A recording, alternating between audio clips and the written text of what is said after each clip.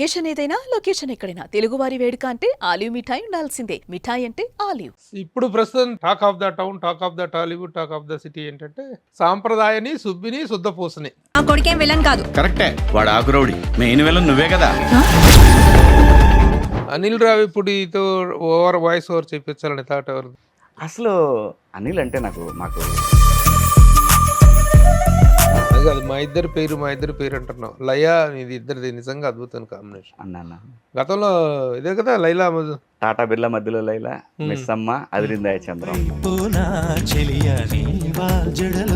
Cost of production point of వ్యూలో ఇది ఎంత అయింది అనేటువంటిది చెప్పడానికి అభ్యంతరాలు ఉన్నాయి? నాకేం అభ్యంతరం లేదు, అంతా వైటే కదా. ప్రాబ్లం ఏంటి?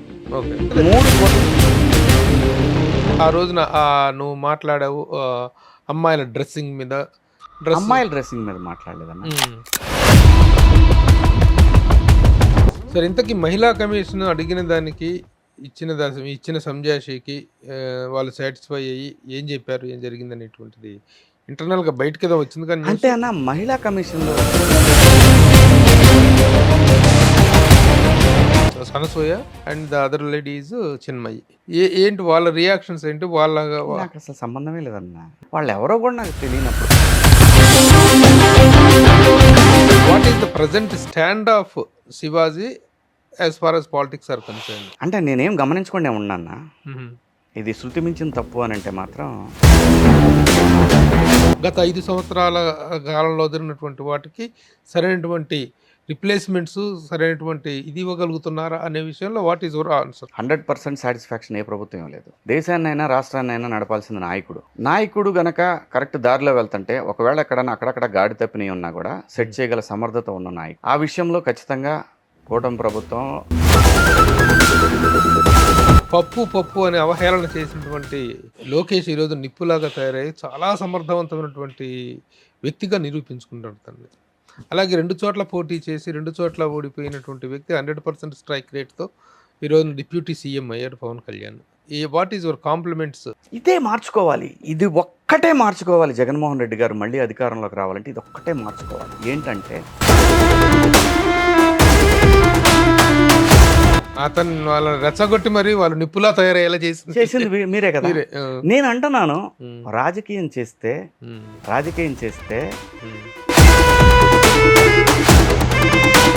Okay, very good. మార్చి 6న ప్రేక్షకుల ముందుకు రాబోతుంది. All the best to the entire unit of సాంప్రదాయని, సుబ్బిని, శుద్ధపూసని. హాయ్, హలో, నమస్తే and welcome to my show from the bottom of the heart in Suman TV, the India's largest digital media platform. నా ఎదురుగా ఉన్నాడు పరిచయ వాక్యాలు అవసరం లేని ప్రముఖ నటుడు, నిర్మాత, రాజకీయ నాయకుడు, యాంకరు, రకరకాల పోర్ట్ఫోలియోలతోటి ఈ రోజున మంచి ఫ్లయింగ్ కలర్స్లో కనిపిస్తున్నటువంటి Shivaji is here with me. Hi Shivaji, welcome అన్నా. థ్యాంక్ యూ అన్న. ఇప్పుడు ప్రస్తుతం టాక్ ఏమిటంటే talk of the town, talk of the Tollywood, talk of the city ఏంటంటే సాంప్రదాయని, సుబ్బిని, శుద్ధపూసని. ఇది టాక్ ఆఫ్ ద ఇండస్ట్రీ. ఈ రోజున అద్భుతమైనటువంటి రెస్పాన్స్ వస్తుంది. రిలీజ్ అయిన ట్రైలర్స్కి కానీ, టీజర్స్కి కానీ, సాంగ్స్కి కానీ చాలా మంచి రెస్పాన్స్ వస్తుంది. థియేటర్లో లాఫింగ్ క్లబ్లు అవుతాయి అంటంలో సందేహం లేదు. అలాగే ఇండియాలోనే కాకుండా ఓవర్సీస్ నుంచి కూడా విపరీతమైన రెస్పాన్స్ వస్తుంది. తను ప్రొడ్యూసర్గా గతంలో తను ఆల్రెడీ సినిమాలు చాలా ప్రొడ్యూస్ చేసినప్పటికీ this is the next the recent innings తర్వాత ఈ రోజున శివాజీ అంటే దుమ్ము దులిపేస్తున్నాడు. ఏ క్యారెక్టర్ ఇచ్చినా సై అంటూ తొడగొట్టేసి అద్భుతమైన క్యారెక్టర్ చేస్తున్నాడు, శభాష్ అనిపించుకున్నాడు. ఈ నేపథ్యంలో నిర్మాతగా చేసినటువంటి ఈ సినిమా రేపు మార్చి 6వ తారీఖున థియేటర్స్లో రిలీజ్ కాబోతుంది. ఈ సందర్భంగానే కాకుండా దీనికి సంబంధించిన వివరాలు, విశేషాలు కాకుండా శివాజీని కదిలిస్తే అద్భుతమైన విషయాలు బయటకు వస్తాయి. ఇది సామాజిక పరమైన విషయాలు కానీ, రాజకీయపరమైన విషయాలు కానీ అన్నీ కూలంకషంగా మాట్లాడుకుందాం. ఈ సినిమా పబ్లిసిటీ పాయింట్ ఆఫ్ వ్యూలో దొరికాడు కానీ ఇన్ జనరల్గా అయితే దొరకడు. కాబట్టి మనసుగా అన్న అంత ముందు కూడా మీతోనే చేశాను, నేను ఎవరితో చేయలేదు. చాలా చాలా గ్యాప్ తర్వాత ప్రభు అన్న 2 సార్లు కాల్ చేస్తే అవమానంగా ఉంటుంది అంతే. ఎందుకంటే నేను పిల్లాడిగా ఉన్నప్పుడు మీరు ఇక్కడ నాకు ఒక రకంగా నాకు మన పిల్లాడు అనే అంత అభిమానాన్ని చూపించారు. అవును. So once again very happy. First ఏంటి అసలు ఈ నిర్మాతగా మారాలి? ఇప్పుడు మంచి ఇన్నింగ్స్‌లో ఆర్టిస్ట్‌గా ఫుల్ ఇదిలో ఉన్నావు. ఆ రోజున కూడాను ఆర్టిస్ట్‌గా చాలా మంచి ఫ్లయింగ్ కలర్స్‌లో ఉన్న టైంలో ప్రొడక్షన్ అనేటువంటి డిసిషన్ తీసుకున్నావు. Very challenging. ఇప్పుడు ఇదొక ఛాలెంజింగ్. ఎలా అనిపించింది? ఎందుకు ఈ డిసిషన్ తీసుకున్నావు? డెసిషన్ ఏం కాదన్న, నిజంగా అదే చెప్తున్నా. నా లైఫ్‌లో ఎప్పుడు కూడా నేను ఆలోచించి గో విత్ ద ఫ్లో. హుహు. ఎలా ఉంటే అలా పోదాం ఉందాం అంతే లైఫ్. దానికి హ్మ్. ప్రణాళికలు, మనము నెక్స్ట్ 10 ఇయర్స్‌లో ఇక్కడ ఉండాలి, ఆ తర్వాత మనం ఇక్కడ ఉండాలి, అలాంటిది ఏం లేదన్న. లేదు. Okay. Just go with the flow. అలా వెళ్తున్నప్పుడే 90s అయిపోయింది. 90s తర్వాత కోర్ట్ వచ్చింది. కోర్ట్ కాదన్న, 90s అయిపోయిన తర్వాతనే ఇది విన్నాను నేను. హుహు.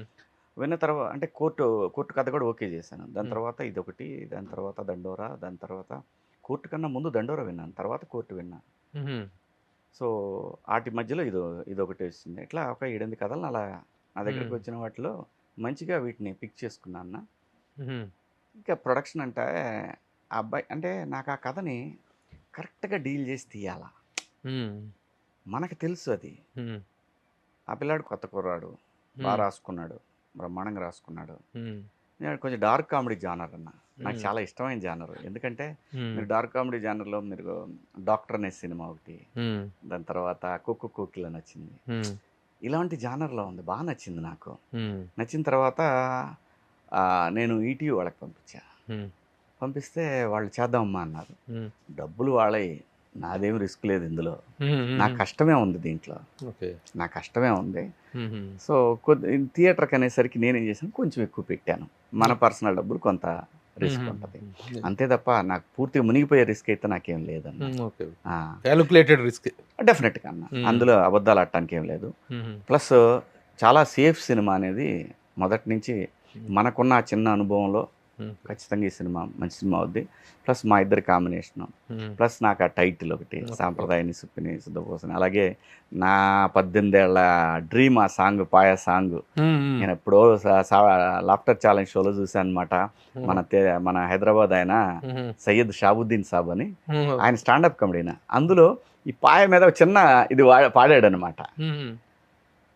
సో అప్పటి నుంచి ఈ సాంగ్ని ఎలాగైనా పెట్టాలి, దీని సాంగ్ లాగా చేసి అని ముందు హిందీ సాంగ్ చేద్దాం అనుకున్నా. ఉర్దూ సాంగ్, హైదరాబాద్ ఉర్దూ సాంగ్ చేస్తే ఉంది, అది కూడా రిలీజ్ చేస్తాను. కానీ ఎందుకు అందరూ ఏమన్నారంటే తెలుగు అయితే బాగుంటుంది అంటే, ఎవరు చేయగలరు తెలుగు అంటే, ఎవరు చేయగలరు, మన వాళ్ళు అన్నీ ఏమో క్యాలిక్యులేషన్స్ లెక్కలేస్తుంటారు మన సాంప్రదాయ మ్యూజిక్ డైరెక్టర్లు. ఎందుకంటే వాళ్ళకి దీన్ని బ్లెండ్ చేయటం అనేది కొద్దిగా లోకల్ వాళ్ళకు ఉన్నంత, అంటే లోకల్ అంటే తెలంగాణ, ఈ హైదరాబాద్ ఉర్దూ కల్చరు ఇది తెలిసిన వాళ్ళు బాగా చేయగలరు. అలా చేయగలిగినోడు మన బోలే షావ్లీ. నాకు బిగ్ బాస్ ద్వారా మంచి ఫ్రెండ్ తను. సో అలా తనకి చెప్పి, బోలే దీన్ని నువ్వేమైనా చేయగలవా తెలుకన్నా, అన్నా గీ అన్నా నేను చూసుకుంటా దీని సంగతి అన్నాడు. 4 రోజుల్లో సెట్ చేసి లిరిక్స్ వినిపించాడు, సూపర్గా సెట్ అయింది. తనే ట్యూన్ చేశాడు. దాంట్లో అందరి పేర్లు వాడారు బాగా. చంద్రబాబు నాయుడు గారు, పవన్ కళ్యాణ్, ట్రంప్, రేవంత్ రెడ్డి, రేవంత్ రెడ్డి అన్న అనే సెన్సార్లో ఏం అబ్జెక్షన్ రాలేదా? ఏం లేదన్నా, మనం ఏమి నెగిటివ్ మాటలు మాట్లాడలేదు కదా. హైదరాబాద్ పాయ గొప్పతనం గురించి చెప్పాం మనం, అంతే. చాలా ఫన్ గాను, అదే సరదా స్పోర్టివ్ గా తీసుకోవడం అనేటువంటిది. సెన్సారాలు నిజంగా ఎవరి పేరైనా వాడితే వాళ్ళ దగ్గర నుంచి సర్టిఫికెట్లు తీసుకుంటే అని అంటారు, కానీ దీంట్లో ఉన్న స్పోర్టివ్నెస్ వాళ్ళు కూడా అది అర్థం చేసుకుంటారు. అంటే అన్న, అది గనక ఆ సిచ్యువేషన్ ఇంకోటి వేరే సిచ్యువేషన్ అయితే యాక్సెప్ట్ చేసేవాళ్ళు కాదేమో, నాకు తెలియదు. కానీ ఈయన సెన్సార్ ఆఫీసర్ గారు అసలు దాని గురించి ఏమి అసలు బాగుంది, చాలా స్పోర్టివ్ గా ఉంది. ఎందుకంటే సెన్సార్ బోర్డు మెంబర్ గా నేను చెప్తున్నాను, చాలా ఇటాటి విషయాల్లో చాలా చేదస్తంగా ఉంటారు కొంతమంది, కానీ ఆయన hats off to the censor office. ఆ స్పోర్టివ్నెస్, సిచ్యువేషనల్, దీన్ని అర్థం చేసుకోగలగాలి. ప్లస్ ఇంకోటి కూడా అన్న, సినిమా చూసిన తర్వాత ఆయన నాతో కొంతసేపు మాట్లాడారు, చాలా బాగా అప్రిషియేట్ చేశారు ఆయన. అసలు ట్రైలర్ చూస్తుంటేనే అసలు నిజం ట్రైలర్ కట్టింగ్ చాలా బాగుంది. Teaser and trailer cutting entertainment comedy సినిమాకి ఇంత షార్ప్ కట్టింగ్ అనేది చాలా బాగా అనిపించింది. ఇవన్నీ కూడా మనమేమి ఎవరికి బయటకి ఇచ్చినాయి కదా, ఎందుకంటే ఆ స్క్రిప్ట్ తెలిసిన వాడు డైరెక్టర్. సో నేనేం చెప్పానంటే, వాళ్ళకి కూడా ఆలోచన లేదు, మీరు చేయండి అబ్బా, బాగా చేస్తారు, మీరు చేయండి, అట్లా ఇది కాన్సెప్ట్ ఇలా అనుకొని అనిల్ గారిని తీసుకొని, అనిల్ గారిని అడిగి ఆయన వాయిస్ ఓవర్ ఇచ్చి, అలా అనిల్ రావిపూడి గారిని, సో అలా దీన్ని మంచి మా ఆఫీస్ వాయిస్ ఓవర్ ఇవ్వటం. అవును, మన ఆఫీస్లో ఈ చేసిన అన్ని ట్రైలర్స్ ఏవైనా సరే ఆఫీస్లో చేసినాయి, డైరెక్టర్ ఎడిటర్ కలిసి కూర్చొని చేసినాయి, అంతే తప్ప మనం ఎవరికి జనరల్గా ఏంటంటే ఇదేనా నేను అనేది, దాని మీద ఫోకస్ పెట్టాలి మనం ఇప్పుడు. లేదంటే అది నాకు కనీసం 3-4 లక్షల రూపాయలు ఎక్స్ట్రా అయ్యేది చేపించడం తప్పని కదా, కొంతమంది బాగా చేస్తారు. అలా స్క్రిప్ట్ తెలిసిన డైరెక్టర్ పక్కన ఉంటే ఎడిటర్ ఏంటి కొత్త ఎడిటర్లు కదా వీళ్ళంతా, వాళ్ళ దగ్గర ఇన్నోవేటివ్ థాట్స్ ఉంటాయి. అలా మనోజ్ అని మనకి బాగా చేశాడు. ఇద్దరు అనిల్ రావు ఇప్పుడు ఓవర్ వాయిస్ ఓవర్ చేపించాలని థాట్ ఎవరు? నాదే అన్న.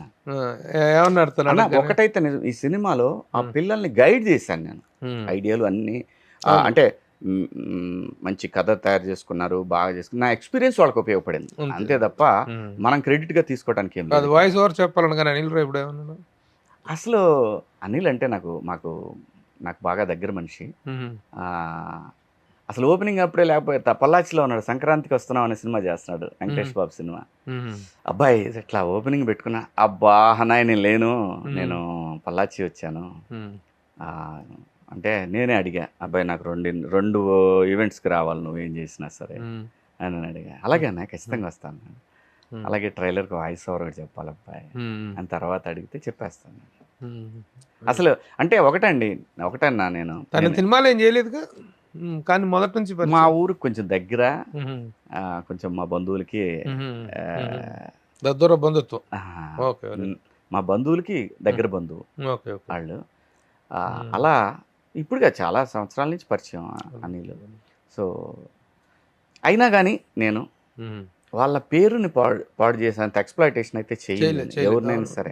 చిన్న కాంటెక్స్చువల్‌గా చిన్న జస్టిఫికేషన్, నాకు ఒక చిన్న సపోర్ట్ కనపడితే అది దాన్ని మాత్రమే నేను ఎక్స్పెక్ట్ చేస్తాను ఎవరి దగ్గర నుంచి అయినా. ఇది తను చాలా నాకు ఇంకొక తను మెయిల్ చేసింది ఏంటంటే, సినిమాని చూసి తను ఏం బాధలేదు, 100% బాగుంది సినిమా, గో హెడ్ అన్నాడు. మళ్ళీ మెసేజ్ పెట్టా, అబ్బాయి నువ్వు నా కోసం ఏం చెప్పట్లేదుగా అని. చిచ్చి లేదన్నా, ఇక్కడ ఏదైనా ఉన్నా కానీ కాదన్నా ఇలా చేయని చెప్తా కదా అన్నాడు. చూసి బాగా ఎంజాయ్ చేశాడు. అట్లాగే ఈటీవీ వాళ్ళంటే అనిల్ గారు చూశారనో, లేదంటే శివాజీ ఫ్రెండ్స్ చూశారనో, ఫ్యామిలీస్ అలా కాదు. ఈటీవీ విన్లో ఒక పద్ధతి ఉంటుంది, వాళ్ళు 4 టెస్టులు చేస్తాడు. ఒక రాకెట్ పైకి వెళ్ళేటప్పుడు ఎన్ని టెస్టులు జరుగుతాయి, అన్ని టెస్టులు జరుగుతాయి. అలా బాపినీడి గారు ఈ సినిమాని మధ్యలో ఓటీటీ అన్నారు వాళ్ళే, బట్ నేను వాళ్ళ ద్వారా చాలా లబ్ధి పొంది ఉన్నాను. సరే అని లోపల బాధ ఉన్నా కూడా మరి డబ్బు వాళ్ళది, మనం యాక్సెప్ట్ చేయాల్సిందే, ఎథికల్గా. ఓకే అన్నాను. ఆ తర్వాత ఒక చిన్న మెసేజ్ పెట్టి ఇవన్నీ జరిగిన తర్వాత, సార్ ఒక్కసారి ఆ ట్రైలర్ కింద కామెంట్స్ చదవండి సార్ మీరు అన్న. మొత్తం పబ్లిక్ డిమాండ్ అన్న, సినిమా థియేటర్లోనే రిలీజ్ చేయాలి, థియేటర్లో రిలీజ్ చేయాలి. ఆయన గో హెడ్ అని అన్నారు. అందరు చూసేసిన తర్వాత గో హెడ్ అని.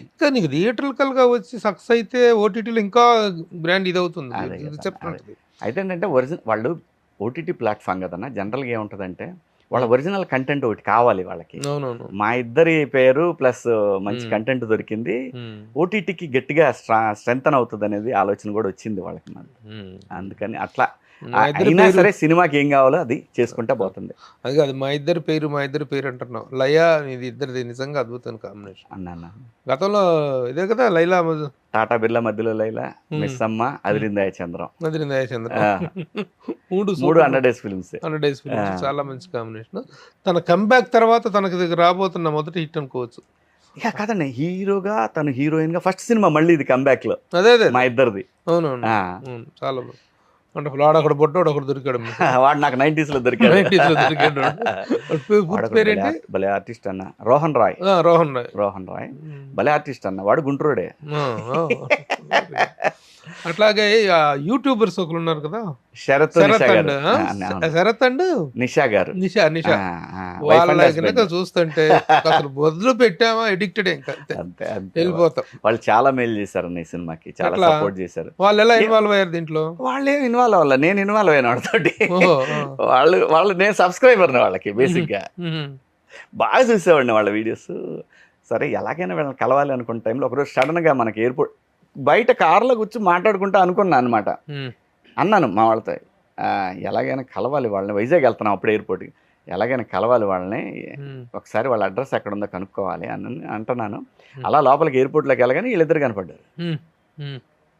ఇంకా అసలు ఏదో వాళ్ళు పెద్ద బాగా 10-15 ఏళ్ళ నుంచి పరిచయం ఉన్న వాళ్ళలాగా మాట్లాడేస్తున్నాం వాళ్ళతోటి. సో అలా పరిచయం ఏర్పడింది. దాని తర్వాత నేను వాళ్ళని కాంటాక్ట్ చేశాను. నాకు కొంచెం సపోర్ట్ కావాలండి మీది, ఇది కొంచెం ప్రమోషన్స్కే మిమ్మల్ని వాడుకుంటాను అని అడిగా. అయ్యో భలేవాళ్ళండి అని చెప్పి వాళ్ళు ఏం తీసుకోలేదన్న నా దగ్గర. అలాంటి టైప్ కూడా కాదు వాళ్ళు. అలా అని చెప్పి ఇక రేపటి నుంచి మొత్తం వరుసన ఎగబడతారు, మనం డబ్బులు సంపాదించేద్దాం, అలా కూడా కాదన్న. వాళ్ళు కంటెంట్ని వాళ్ళు నమ్మితేనే చేస్తారు, చాలా డీసెంట్ కంటెంట్ అయితేనే చేస్తారు. చాలా బాగుంటాయి. నేను చెప్పాను ఒకటే, ఎట్లా వాడారు అమ్మ, ఎలా వాడుకోవాలి? మేము వెళ్ళాం వాళ్ళ ఇంటికి, నేను లయ పిల్లగాడ వెళ్ళాం. వెళ్ళి అక్కడి నుంచి ఆ ప్రమోషన్ నేనే చేసుకున్నాను. ఆ ఎపిసోడ్ సినిమాలో ఒక ఎపిసోడ్ గా ఉంటుంది, అసలు సినిమా సంబంధం లేదన్న, సంబంధం లేదు. జస్ట్ వాళ్ళు నా సినిమాకి ప్రమోషన్ కి సపోర్ట్ చేశారు అంతే. సినిమాలో వాళ్ళ క్యారెక్టర్స్ అసలు ఏం లేవు, వాళ్ళు ఉంటే అసలు ఇంకా ఇది కదా, వాళ్ళు లేరు అసలు. ఈ తాట ముందు వచ్చి ఉంటే ఇన్వాల్వ్ చేసి ఉండేవాళ్ళు, అంటే ఈ కథలో లేదు, లేకపోతే నేను పెట్టేసేసామండి గ్యారంటీగా.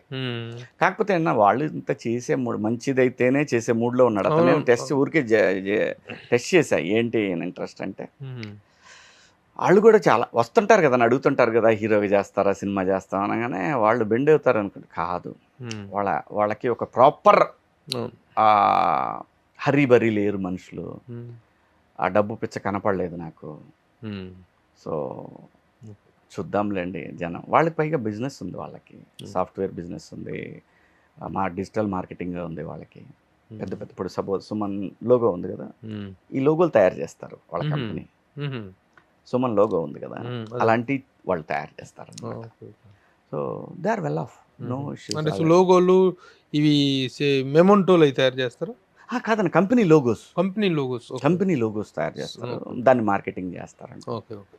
సో పోతే ఇక మళ్ళీ మనం ప్రత్యేకించి మాట్లాడుకోవాల్సిన డైరెక్టర్ సుధీర్ శ్రీరామ్ కదా, చాలా బాగా కట్టింగ్ అనిపించింది. కొత్త కుర్రోడైనా కదా, డైలాగ్స్ కానీ పంచెస్ కానీ చాలా బాగున్నాయి. డైలాగ్స్ తనే డైలాగ్స్ నో డౌట్ చాలా బాగా రాశాడు. ఎలా, how did you spot him? తనే నా దగ్గరకు వచ్చాడు, తనే రెఫరెన్స్ ద్వారా నా దగ్గరకు వచ్చాడు. కథ విన్నాను, అప్పుడు వింటున్నాను నేను. ఇది కోర్టు బిగ్ బాస్ నుంచి బయటకు వచ్చాక 90s కూడా రిలీజ్ అయింది కదా, అప్పటి నుంచి కథలు వింటున్నాను అనమాట. వస్తున్నారు నా దగ్గరికి, క్యారెక్టర్ చేస్తారా, అది చేస్తారా, ఇది చేస్తారా, ఇలా వచ్చిన సినిమా ఇది. అలా వచ్చాడు, చెప్పాడు, బాగా నచ్చింది. నచ్చగానే ఈటీవీ వాళ్ళ దగ్గరికి పంపించాను అనమాట. వాళ్ళకి సింగిల్ సిట్టింగ్లో నచ్చింది. అంతగా అతని ప్రీవియస్ ఎక్స్పీరియన్స్ ఏంటి? అతను అంటే విపరీతమైన ఎక్స్పీరియన్స్ ఏం లేదు. మన రామ్జీ అని ఎవరు సినిమా అని చేశాడు మన అడవిశేష్ గారితో, ఆ సినిమా డైరెక్టర్ అతని దగ్గర ఇతను అసిస్టెంట్. Okay okay. అలాగే మరి ఒక్కంత వంశీ గారి దగ్గర ఒక సినిమాకి ఏదో రైటర్గా కూడా పనిచేశాడు, నితిన్ గారి సినిమాకి. దాని తర్వాత ఇంకంతే నాకు చెప్పినవి అవే. సో బట్ ఏంటంటే బాగా రాసుకున్నాడు. సో ఎక్కడైనా తడబడుతుంటే మనం ఉంటాం కనుక ఆ ధైర్యంతో నేను పర్లేదు కొత్త డైరెక్టర్ అయినా నేను. తర్వాత ప్రొడక్షన్ కొత్త కాకపోయినా పరిస్థితులు మారిపోయినాయి. గతంలో తీసినప్పటికీ ఇప్పటికీ ఏం మారలేదన్న, అన్ని అబద్ధాలు మారినాయి అంటాను, ఏమీ లేదు. కాలానుగుణంగా మనకి పెంచే రేట్లు పెరుగుతాయి, దాని తర్వాత టెక్నికల్గా మారింది అంతే తప్ప 24 క్రాఫ్ట్సే ఉన్నాయి, షూటింగ్ టైమింగ్స్ అవే ఉన్నాయి, లైట్లు అవే ఉన్నాయి. అంటే నువ్వంటే డిసిప్లిన్గా ఉన్నావు కాబట్టి నువ్వు చెప్పగలవు శివాజీ. ఇప్పుడు మామూలుగా బయట అయితే నువ్వు 6 o'clock అయితే ప్రొడ్యూసర్గా కమ్ హీరోగా నువ్వు 6 గంటలకు వచ్చి సెట్లో కూర్చుంటే 6 గంటలకు రావాలని 9 to 6 కాల్ షీట్, అంటే ఆ కాల్ షీట్ని రెస్పెక్ట్ చేయాలని ఉంటుంది. కానీ until and unless you don't maintain that discipline చాలా దుర్మార్గంగా ఉంది ప్రస్తుతం పరిస్థితి. అది ఎక్కడైనా ఉంటుంది అన్న, ఎప్పుడైనా ఉంది. ఇప్పుడు అదే నేను అంటున్నాను, ఇప్పుడు నోరు లేని జంతువుని మనం తాడుగట్టి తీసుకుపోతే గనముల మీదనే మేస్తుంది, కొద్దిసేపు తాడు వదిలేస్తే చేలో పోయి మేస్తుంది, అంతే కదా. తాడు వదలకూడదు కదా నువ్వు, తాడు పట్టుకోవటమే discipline. That is what I'm telling. అంతే కదా. ఎందుకంటే ఈ మధ్య కాలంలో ఎక్కడైనా అన్న మీరు కాదు, సింపుల్ గా ఇదే కంపెనీ అనుకుందాం, వదిలేయకూడదు కదా ఓనర్. వదిలేస్తే ఏముంది అంటే ఎవరైనా తింటారని కాదు, ఎవరు తినరు అసలు సినిమా ఇండస్ట్రీ ఎవరు తినరు. ఇప్పుడు ఇంటర్వ్యూ విషయంలో కూడాను 10 o'clock శివాజీ ఇంటర్వ్యూ అని ఫిక్స్ అయ్యాము. నేను 10 o'clock ఇక్కడికి రావడానికి ఒక ½ minute నువ్వు లోపలికి ఎంటర్ అయ్యావు, నీ వెనకాల నేను ఎంటర్ అవుతున్నా. నేను వచ్చిన తర్వాత శివాజీ రావాలని కోరుకున్నాను నేను అనుకున్నా. నాకంటే ముందే ఒక హాఫ్ మినిట్ ముందు వచ్చింది అనమాట. ఇది సినిమా ఇండస్ట్రీలో కూడా నువ్వు హీరోగా చేసిన రోజుల్లో అప్పుడు క్యారెక్టర్ యాక్టర్స్గా అంటే నీ కెరీర్ బిగినింగ్ నుంచి కూడా మెయింటైన్ దిస్. ఇప్పుడు కూడా అన్న కోర్టు సినిమాకైనా సరే, తర్వాత దండోరకైనా సరే, లేదంటే 90s సరే, ఎక్కడైనా సరే అన్న, ఇది నన్ను అంత రెస్పెక్ట్ చేసింది కదా, నేను ఆ డిసిప్లిన్ పాటించకపోతే ఎలాగా? నాకు మనకి సామెత ఏముంటుందంటే, ఊళ్ళో ఇల్లు లేదు పొలాన్ని చేయని లేదు అని అంటారు. అలాంటి పరిస్థితి నుంచి వచ్చిన వాళ్ళం మనం. దీన్ని రెస్పెక్ట్, ఇంత మనకి పేరు ఇచ్చింది, ఇంత అవార్డులు రివార్డులు అన్నీ కొడుతున్నాం మనం. అటువంటిప్పుడు దీన్ని రెస్పెక్ట్ చేయకపోతే ఎలాగన్నా? వృత్తిని అది మొదటి నుంచి కూడా నాకు ఐ వాజ్ డెస్పరేట్. సో అటువంటప్పుడు నాకు ఈరోజు ప్రశాంతంగా బతికే అవకాశం ఇచ్చిన కళామ తల్లిని నేను గౌరవించకపోతే నాకు ఎలాగన్నా? నేను పోయే వరకైనా అలాగే ఉంటా. అది హైట్స్కి పోని, డౌన్కి పోని, ఎక్కడికన్నా ఏమన్నా జరగని, but I'm like that. Very good. ఇది చాలా మందిలో లోపించింది. అందుకే industry is not making failed films. Industry అనేటువంటిది ప్రొడక్షన్లోనే ఫెయిల్ అవుతుంది. రిలీజ్ అయిన తర్వాత ఫెయిల్యూర్ సంగతి పక్కన పెడదాం, అండర్ ప్రొడక్షనే ఫెయిల్ అవుతుంది. కారణాలు ఏంటంటే దిస్ ఈజ్ ది డిసిప్లిన్. అదే చెప్తుంటాను నేను చాలాసార్లు చెప్పాను, చాలా సందర్భాల్లో చెప్పాను. మన పిల్లగాడిని మనం హాస్టల్లో వేసి చదివించేదానికి, మన దగ్గర పెట్టి చదివించుకునేదానికి చాలా తేడా ఉంటుంది. వాడిని గమనిస్తూ వాడి ఎదుగుదలను మనం చూసినట్టయితే చాలా హ్యాపీ కదా. వాడిని అలా వదిలేసి ఎరా వచ్చావా ఇంటికి అని నేను అడిగాను అనుకో, నాన్న ఇంకా రాలేదు, వాడు 5 minutesలో ఉంటా నాన్న అని చెబుతాడు. అదే నేను ఇంట్లో ఉన్నాను, ఏంది ఇంకా రాలేదు నువ్వు అని అంటే వాడికి అప్పుడు భయపడతాడు. వాడు రేపటి నుంచి నాన్న ఇంట్లోనే ఉండి ఫోన్ చేస్తాడు, ఎక్కడా అని అంట. అంటే ఇప్పుడు వాడికి అర్థం కాకుండా ఇంట్లో ఉన్నానా బయట ఉన్నానా తెలియదు, కానీ వాడు రావాలి. సో అలాగే ఇది జస్ట్ లైక్ నీ కిడ్నీ ఎలా పెంచుతావో అలా పెంచాల్సిందే అన్న దీన్ని. లేకపోతే ఇక్కడ ఎవరు దొంగలు లేరు, మీరు అవకాశం ఇస్తారు. తలుపు తెచ్చిపెట్టి జాగ్రత్తగా ఉండాలి అని అంటే సతీయుగం కాదు కదా ఇది. Cost of production point of వ్యూలో ఇది ఎంత అయింది అనేటువంటిది చెప్పడానికి అభ్యంతరాలు? నాకేం అభ్యంతరం లేదు, అంతా వైటే కదా. ప్రాబ్లం ఏంటి? ఓకే, పోయింది, ఆ రోజులు పోయినాయి అన్న. బ్లాక్లు పోయినాయి, 10 ఏళ్ల క్రితమే పోయినాయి. ఇప్పుడు ఏంటి, బ్యాంక్ లోన్లు తీసుకొని చేస్తున్నారు, లేదంటే ఫైనాన్షియర్స్ కూడా వైటే చేస్తున్నారు. ఆ భయం వచ్చేసింది. అంటే నేను ఈ ప్రశ్న అడగడం కూడా ఎకనామిక్స్ తెలుసుకుందామని. అదేనా, ఈ హెల్దీ ప్రొడక్షన్ 3,58,00,000 రూపాయలు అయిందన్నా. నేను ఫస్ట్ కాపీ తీసి ఇచ్చేసరికి, చేతికి ఇచ్చేసరికి, ఓకే, ఈ మధ్యకాలంలో ఒక 4-5 లక్షల ప్రమోషన్స్ కి నా సైడ్ నుంచి మనం చేయించుకోవడానికి అయిందన్న, అంతే. మిగతాదంతా వాళ్ళే చూసుకుంటున్నారు, మనకేం సంబంధం ప్రమోషన్స్. అది అంటే ప్రాఫిట్ షేర్స్ ఎట్లా? ప్రాఫిట్ షేర్స్ ఏంటంటే నేను అంటే థియేటర్ రిలీజ్ అనేసరికి జనరల్గా ఏ ఓటీటీ ఛానల్లో ఏముంటుందంటే ప్రొడ్యూసర్ కమిషన్ ఉంటుంది. ఒక బడ్జెట్లో 10% ప్రొడ్యూసర్ కమిషన్ ఉంటుంది. ఆ కమిషన్ ఏం లేదన్న నాకు. నేను థియేటర్కి చేస్తానని ఒప్పుకున్న సినిమా ఇది.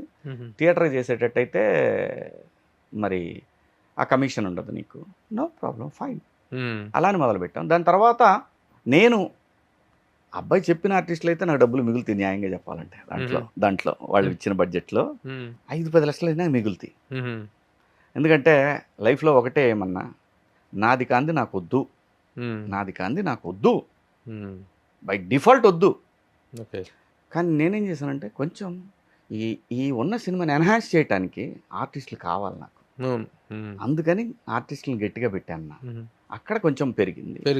అలాగే షూటింగ్ డేస్ యాక్చువల్గా 35 to 40 days వాళ్ళు ఇచ్చింది, నాకు ఒక 48 days అయిందన్న. ఇందులో కొంత షూట్ చేసిన తర్వాత నచ్చక, లేదబ్బా ఈ లొకేషన్ బాగాలేదు మనకి, మనం ఇంకో లొకేషన్లో చేద్దామని, ఇలాంటి చిన్న ఒక 2 రోజులు వర్షం పడింది. అలాగే సాంగ్ ఒకటి యాడ్ చేశాను, అంతకుముందు స్క్రిప్ట్లో సాంగ్ లేదు, సాంగ్ ఒకటి యాడ్ చేశాను, అదొక 3 రోజులు, ఇట్లా అంతే. ఓకే, కాబట్టి ఇప్పుడు ఏంటంటే నేను అడిగేది, ఇటు 3,55,00,000 ఏదో 58 లక్షలు అయింది కదా. 3,55,00,000కి ముందు అనుకున్నది ఎంత, పెరిగింది ఎంత? 2,90,00,000 అన్న. దానికి మిగతాది అది పెరిగింది. సరే, ఈ ఎక్స్ట్రా సాంగ్ వల్ల డేస్ కొంచెం నెంబర్ ఆఫ్ డేస్ పెరగటం వల్ల ఆర్టిస్టులు పెరిగింది. బట్ వాళ్ళు ఓటీటీ అన్నప్పుడు నాకు ఇంకా నా రెమ్యునరేషన్ కూడా కలిపి ఇస్తామన్నారు. ఏది ఆ ప్రొడ్యూసర్ రెమ్యునరేషన్ ఏదైతే ఉందో అది కూడా కలిపిస్తా అన్నారు, ఏది పెట్టింది కూడా కలిపి. సో ఫేర్ ఎనఫ్ కదన్నా. అవునవును, very Deal fair fair business, enough very కదా. వెరీ ఓపెన్ గా ఉంది. వెరీ వెరీ ఇంకోటి కూడా అంటే ఈటీవీ ఈ మధ్య కాలంలో చేసినటువంటి వాళ్ళ ఒరిజినల్స్ లో కానీ బయట థియేట్రికల్ గా చేస్తున్నాయి కానీ అద్భుతాలు చేస్తున్నారు. మంచి కంటెంట్. మంచి కంటెంట్ ఇస్తున్నారు, healthy production. Yes. That is very important. అవునండి. ఈ ప్రశ్నలను ఆడటానికి సినిమాకి సంబంధించిన ఎకనామిక్స్ తో పబ్లిక్ కి సంబంధం లేదు, కానీ ఇండస్ట్రీ Industry కి అవసరం. అడుగుతున్నా, ఇండస్ట్రీకి తెలుసుకోవాల్సిన అవసరం ఉంది. నేను చూశాను కదన్నా, కేవలం ఒక నిర్మాతగా కొంత దెబ్బలు తగలటానికి రీజన్ కూడా నిర్మాతే నిర్మాత అని నాకు అనిపించింది అన్న. ఐ రెస్పెక్ట్ ఎవ్రీ ప్రొడ్యూసర్, కానీ నేనేమంటున్నానంటే నీకు రావాల్సిన దానికన్నా తక్కువ వస్తుందేమో చూసుకోవట్లేదు. ఒకవేళ నువ్వు మిస్ అయ్యావు అంటే అది కేవలం నీ పాత్రే తప్ప ఇంకా ఎవరిది దాంట్లో ఇన్వాల్వ్ చేయడానికి లేదు. ఇండస్ట్రీని బ్లేమ్ చేయడానికి అస్సలు లేదు. ఓకే, ఇక్కడ ఎవరు దొంగలు లేరు, దారులు తెరుస్తున్నారు మీరు, అంతే అని నాకు అనిపించింది. Due respect. సో ఈ నిర్మాతల స్వయంకృత అపరాధాలు ఉన్నాయి, బయట జరుగుతున్న దురాగతాలు కూడా ఉన్నాయి తమ్ముడు. నిజంగా నిర్మాత అనేటువంటి వాడిని నెట్ట నిలుడ నిలుదోపిడి చేస్తున్నారు, బట్టలు ఇప్పుడు నిలబెడుతున్నారు. కొన్ని సినిమాలు, కొన్ని ప్రొడక్షన్ల దుర్మార్గాలు చూస్తే మా అనుభవం నాకు తెలిసినటువంటి అంటే చెప్తే నేను అనేది, మీరు ఒక సినిమాలో ఈవి గారిది అనుకుంటా, చార్మినార్ అమ్ముతారు, ఇతను కొంటాడు. అవును, అలా వద్దు కదా అంటున్నాను. అవునవును, అవునవును, ఫస్ట్ మనం ఇప్పుడు మనం ఇక్కడి నుంచి అమెరికా పోవాలంటే ప్రాసెస్ ఉంది. అవును, మనం ఒక వీసా తీసుకోవాలి, ఆ తర్వాత అమెరికా వెళ్ళాలి, దిగిన తర్వాత మనకి ఎవరైనా చెప్పడానికి ఉండాలి. అవును, 2-3 సార్లు వెళ్ళొస్తే కానీ మనకి దాని మీద ఒక క్లారిటీ రాదు. This is experience. అవును, అది కాకుండా వచ్చేసి డైరెక్ట్గా నువ్వు నేను ఇప్పటిదాకా అన్నిట్లో సక్సెస్, నేను చాలా పెద్ద పెద్ద 12 టైర్ లారీస్ కూడా తోలాను. అక్కడి నుంచి చిన్న లారీల దగ్గర 12 tyre lorries, 14 tyre, 50 tyre lorries తోలాను. I want to buy a jet. నాకు అన్ని డ్రైవింగ్ చేయటం వచ్చు కదా, నేను జెట్ తోలుతానని చెప్పి గాల్లోకి ఎగిరినట్టు ఉంటుంది. అలా వద్దండి. అలా వాళ్ళని అలా జరుగుతుంటాయి. అలాంటి వాళ్ళకి ఇలాంటి మీరు చెప్పినవి జరుగుతుంటాయి. లేకపోతే వందల సినిమాలు ఎలా తీశారన్న, నాయుడు గారు కానీ, చౌదరి గారు కానీ, చాలా పెద్ద కంపెనీలు. ఇప్పుడు దిల్ రాజు గారు 50 పైన సినిమాలు తీశారు, సితార వంశీ గారు తీసుకుంటున్నారు.